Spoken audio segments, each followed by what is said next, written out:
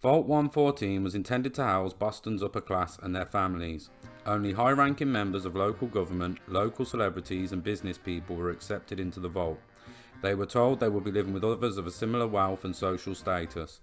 The luxury aspect of the vault, however, was highly exaggerated to the future residents, because once the vault door was closed, they would be informed that multiple families chosen at random would have to live and sleep together in single-room apartments and that amenities would be minimal.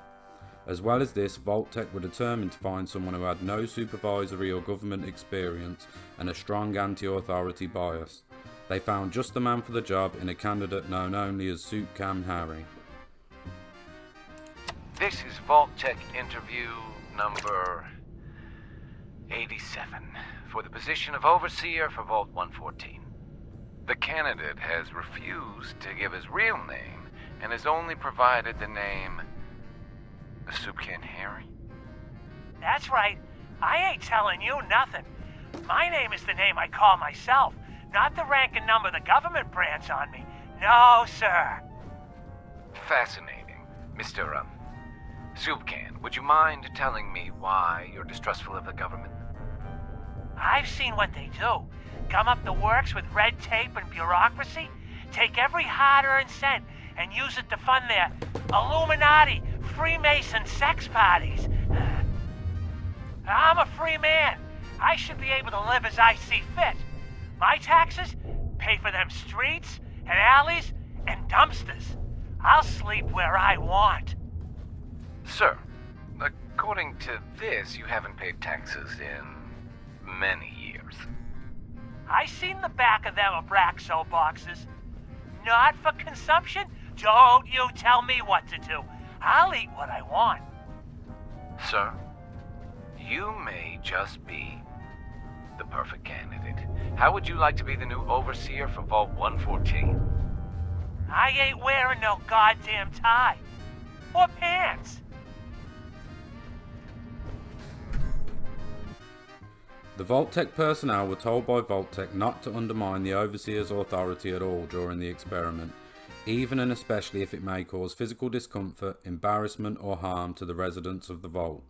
The purpose of this was to conduct a social experiment to see how the residents would react in stressful situations by taking away the luxury and authority they were used to above ground and forcing them instead to live in cramped, overcrowded living spaces and to be subjected to the whims of a dangerously incompetent overseer. However, based on the lack of terminal entries, journals and holotapes, as well as the fact the vault is still under construction, we can assume that no one made it inside and the experiment never took place. We can, however, see on the vault check-in terminal that 10 families had been registered to live in 4 of the vault's rooms. If you enjoyed this video, consider leaving a like, I'd really appreciate it, and subscribe for more Fallout lore videos, and I'll see you in the next one.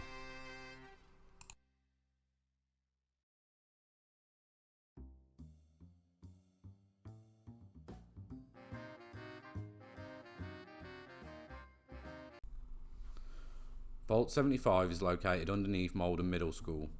The experiment was the refinement of human genetics.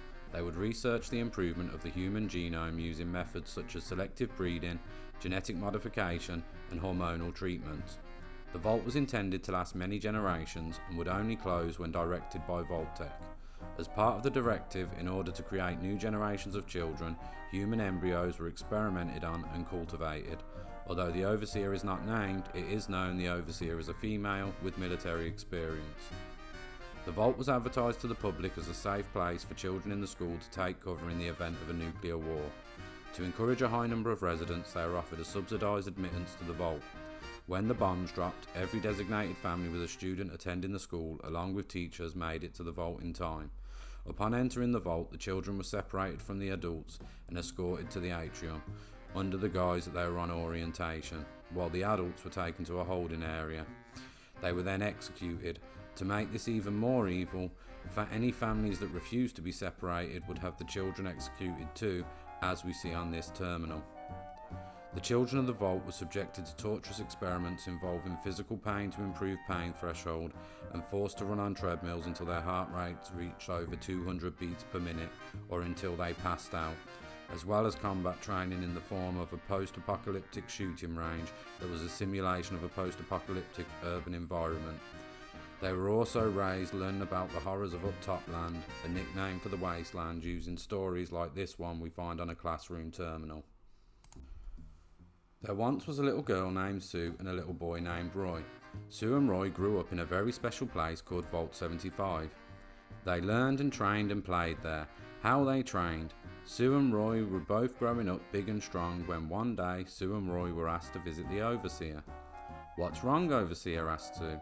"Why are you crying, overseer?" asked Roy. "It's just awful," cried the overseer, wiping a tear from her eye. "Have you children ever heard of Uptopland?" Sue and Roy blinked and shook their heads. "What's that, overseer?" they asked. "Oh, it's a terrible place," began the overseer, and she told the children about Uptopland. She told them about the people living there and how they weren't safe or strong like the children of Vault 75. Monsters attacked them and evil bandits stole their food, and it was no place for little children to grow up. "Those poor people," exclaimed Sue. "Why does nobody help them?" wondered Roy. "That's just it, children," said the overseer. "They need somebody big and strong to protect them." "Who will help them?" Sue and Roy asked. "One day, children, you will," said the overseer. "That's why you must do your best at classes and training every day, so you can grow up big and strong and go make Uptopland a happy and safe place for the poor people who live there." Sue and Roy smiled at that and ran off to their classes, eager to help. As we can see, children were being told that they were being trained to one day be strong enough to go into the wasteland and help the suffering people up top. Once they graduated at age 18, those who scored high enough both physically and on intelligence were harvested for their good genes. This would be done by telling them that they needed to be vaccinated, but instead they would be sedated and then harvested. Based on terminal entries, it seems they were also killed, although we do not know this. We do, however, know that the harvesting process involved taking genetic material, but other than that, not much else. Those who did not score very high physically, but did score high on intelligence and obedience, could be recruited to the science team at the overseer's discretion. The others who didn't score high enough were deemed to be insufficient to the Vault standards and were executed when they turned 18. After a graduation ceremony, their bodies were incinerated. Through terminals, we learned that students were planning a rebellion to overthrow the vault-tec staff and escape the vault. It was most likely sparked when a scientist lost some notes with files, which got into the vents and ended up being found by one of the children, who then shared the information exposing vault-tec's sick experiment with the others. This was seen by a scientist who was a former resident who graduated to staff, but he chose not to tell the other scientists or staff about what he saw. We can see on the terminals that Rohit and James are plotting to escape via messages left on this terminal. In these messages, we can see they were planning to smuggle bullets out the firing range, 1 or 2 bullets at a time, and also seemingly making an explosive, as they say they need a fuse and plenty of gunpowder. They also seem to be recruiting others to their cause. We can assume the takeover was successful, as we find numerous skeletons of vault-tec scientists positioned as if they were killed.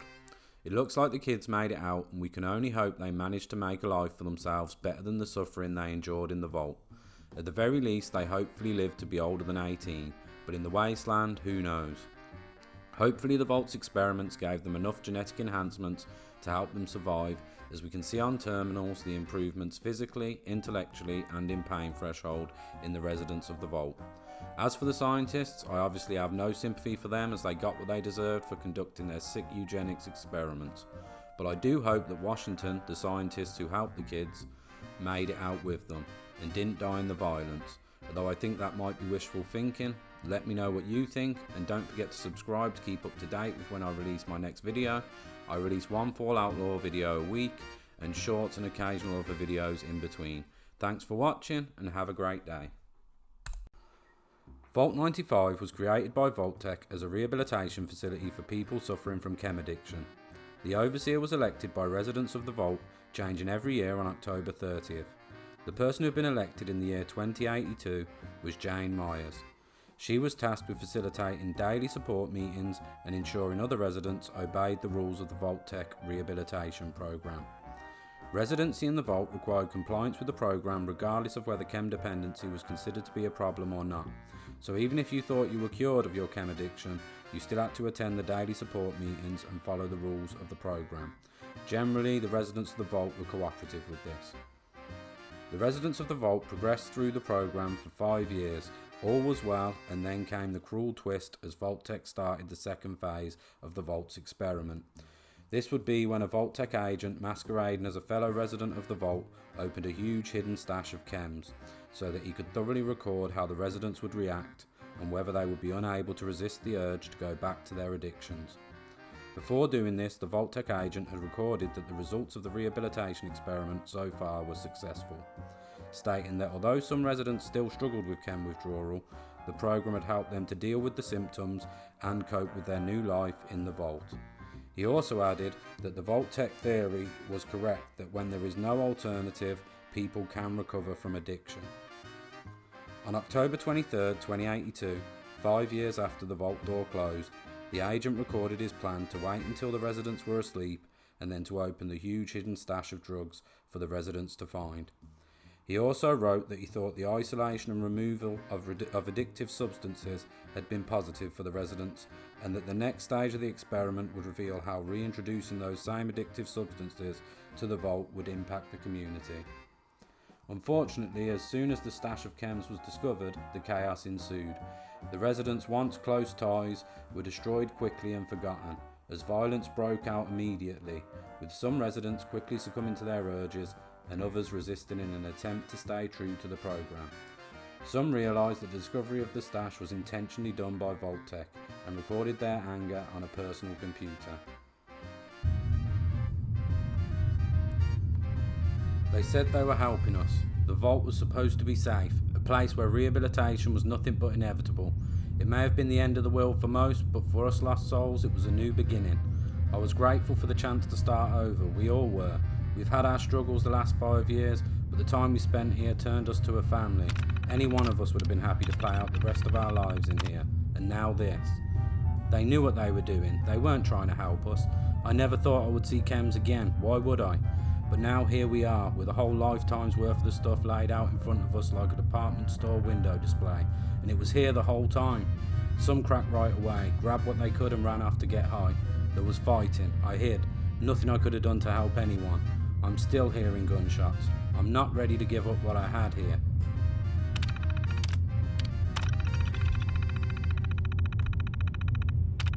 I thought I was over the stuff. I thought if I ever saw it again it wouldn't have power over me. I was wrong. It's taken every ounce of my willpower to stay locked in my room. I can't take it anymore.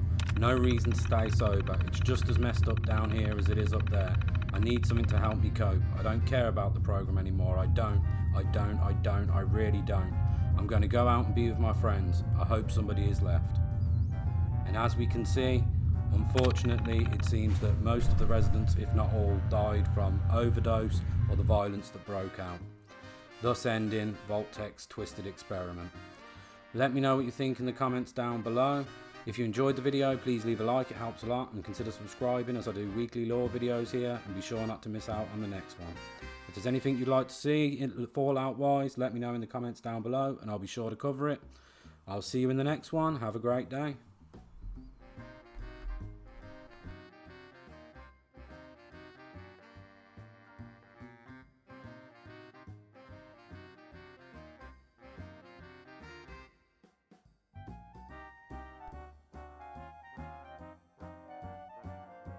Vault 13 was first featured in the very first Fallout game, and in this video I'll be covering the entire history of this vault, including Talking Deathclaws, the Enclave, the Brotherhood of Steel, the Master and his super mutant army, and much more, so stick around to hear all about it. Construction of Vault 13 started on August 2063.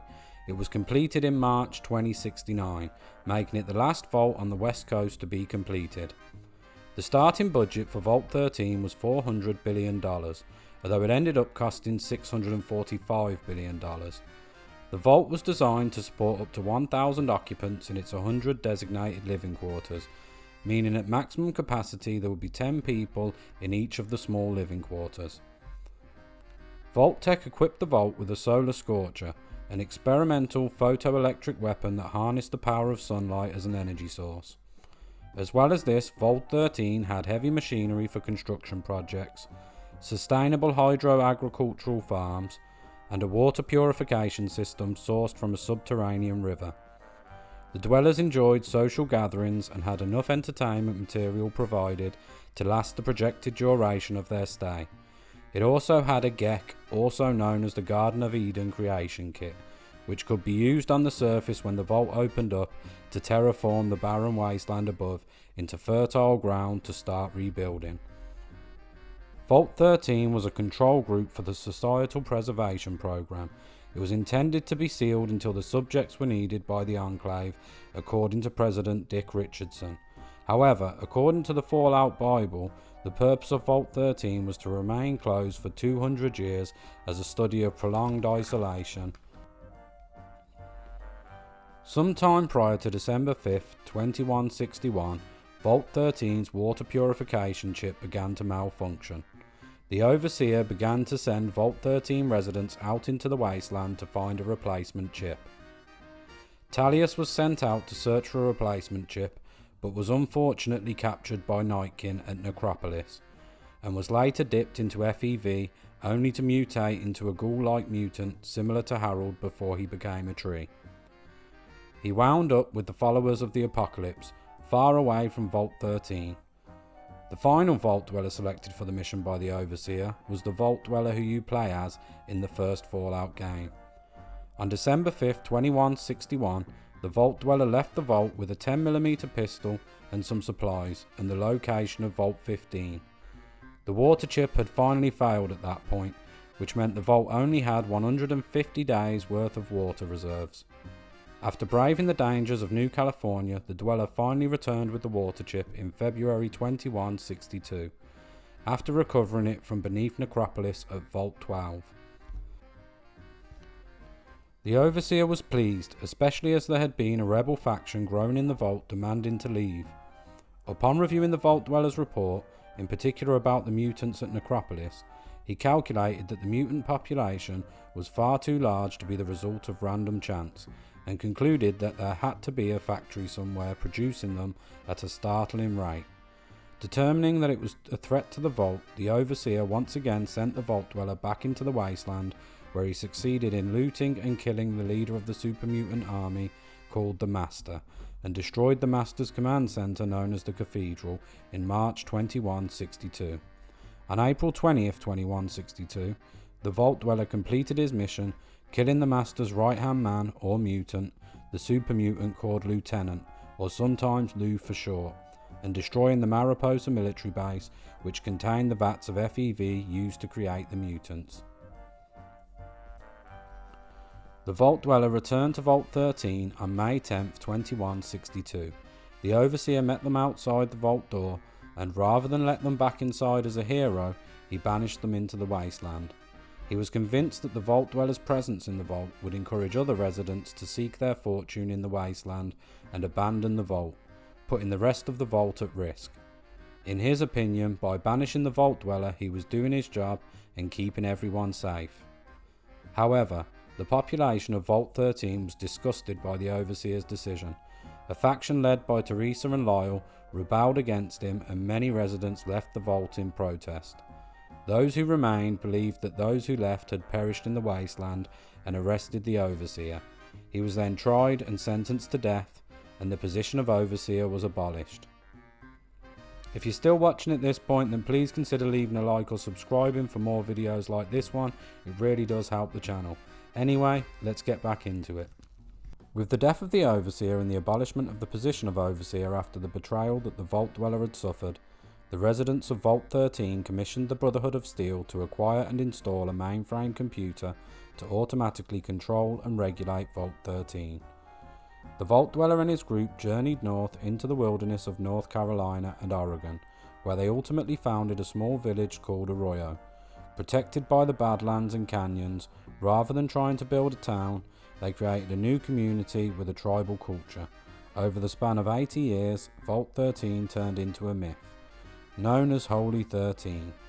In 2241, the grandchild of the Vault Dweller, known as the Chosen One, was sent to find Vault 13 and retrieve the Gek to save the dying village during a drought. Vault 13, however, was seized by the Enclave earlier that year. On the 15th of May, they sent a coded sequence to Vault 13, activating its central computer with an all-clear signal. The spokesman for Vault 13 promptly went through the emergence protocol, playing the Leaving the Vault training video provided by vault-tec for the residents gathered inside the vault, and ensured all of the preparations were complete. A day later, on May 16, 2241, the vault was opened and they were met by 2 assault squads from the Enclave, who opened fire, killing 3 vault dwellers on the spot, and stormed the vault. The residents of the vault were rounded up and sent to the oil rig that was Enclave headquarters. On May 17, 2241, a pack of intelligent Deathclaws was deployed to the now empty Vault 13 by Enclave animal handlers to cover up the operation. However, the pack did not obey orders. The pack leader organised a proper community in the confines of the vault. As these intelligence Deathclaws could talk, he used the voice recognition in the mainframe to provide for the pack. A small community of humans joined the Deathclaws in the vault, usually refugees rescued from the wasteland, and they lived peacefully together.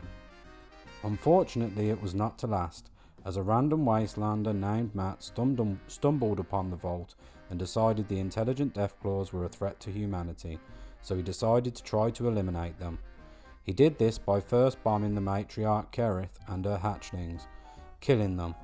After that, the Deathclaws restricted his movement in the vault, giving him free roam of the lower levels of the vault, but he was not allowed to level 1 where the exit was.